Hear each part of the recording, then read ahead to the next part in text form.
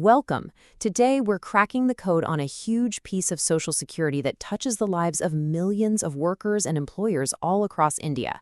We're talking about the Employees State Insurance Act, or as you probably know it, the ESI Act. But let's make this real. Just for a second, what if you got sick or had an accident? You can't work, obviously, but the rent, the groceries, the school fees, those bills don't stop coming. So who pays them? It's a scary thought, and it's the exact reason the ESI Act exists. The answer is this incredible social safety net, put into place way back in 1948, right after independence. The ESI Act basically acts like a financial shock absorber. It's this protective shield that makes sure when life throws you a curveball, you don't have to face the financial ruin alone. So to really get a grip on what this act does today, we kind of have to rewind the clock and see where this whole idea came from. You see, at its core, the ESI Act is all about this idea of social security. And that's not just some fancy government term. It's a really simple, powerful idea that we, as a community, should look out for each other. That the state should protect people from going broke just because they got sick or had an injury. It's all about collective responsibility. And here's how that idea became a reality. The whole journey started back in 1943 with a man named Professor B.P. Adarkar. He was tasked with creating a health insurance plan for India's industrial workers. His plan basically became the blueprint, which led to Parliament passing the act in 1948, and its big official launch in 1952. Okay, so that's the history lesson.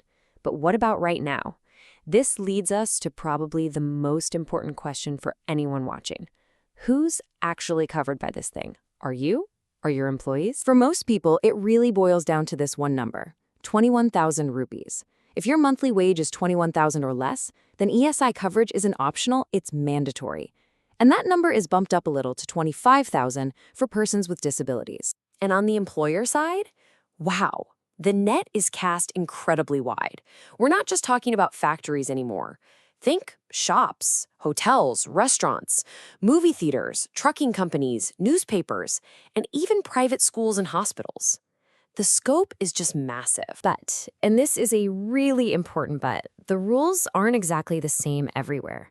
The number of employees that flips the switch for mandatory registration actually changes depending on the state. So in places like Delhi or Punjab, the magic number is 10 employees. But in others, like Maharashtra, it's 20. So for any business, knowing your local rules is absolutely critical. All right, so we know who's covered. Now let's get into the nitty-gritty.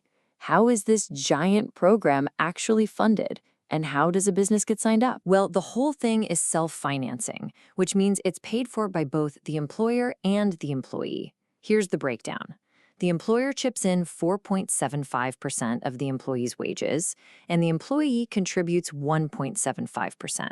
So if you look at where the money's coming from, it means the employer actually ends up funding almost 3/4 of the entire scheme. Now, for employers, the good news is that getting registered is a pretty straightforward, totally online process. No stacks of paper, no running around. You just sign up on the official ESIC portal, fill in your business details, and boom, you're on your way. And that first sign-up page is really simple. It just asks for the basics. Company name, who the main employer is, your state, and an email address, which will also become your username. Okay, now I need you to pay close attention to this little checkbox here. It's specifically for businesses that supply manpower or security services. Ticking this box is a huge deal because it can trigger a special requirement. You might have to pay 6 months of contributions up front just to finish your registration. All right, we've talked history, who's covered, and how it works. Now we get to the best part, the benefits. What does this protective shield actually give you? And the answer is a whole lot. Of course, you've got medical care for you and your family right from day one, but it's also a cash safety net. You get paid when you're sick or on maternity leave. If you get disabled, it provides compensation and can even retrain you for a new job. And in the worst case scenario, it gives a pension to your family and even helps cover funeral costs. It's incredibly comprehensive. So let's put some real numbers on those cash benefits. If you're out sick, you get 70% of your wages for up to 3 months. If you're hurt on the job and temporarily disabled, that jumps to 90% of your wages for as long as you're out. And for really serious long-term illnesses, there's even an extended benefit that pays 80%. That is real, tangible support when you need it most. But you might be surprised at just how broad the definition of a workplace injury can be.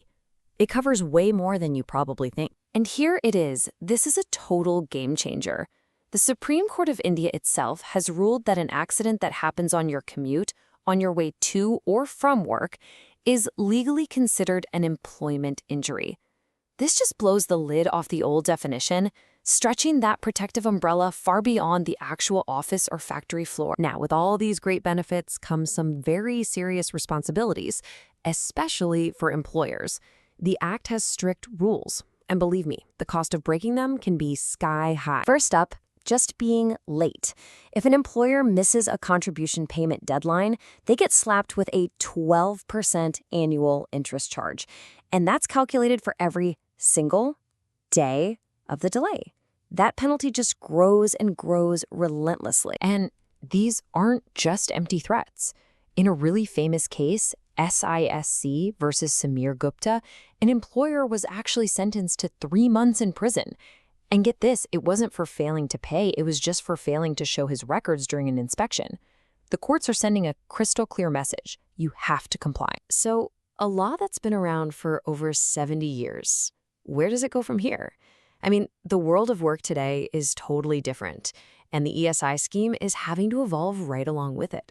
And the new Social Security Code is bringing some huge updates. For the first time ever, it's going to extend coverage to gig and platform workers. It's also making the family safety net even bigger by including grandparents as dependents. And on the back end, it's pushing everything to a single digital nationwide system to make it all easier and more consistent for everybody. Which really leaves us with this final thought. The ESI Act was born out of the needs of an industrial India.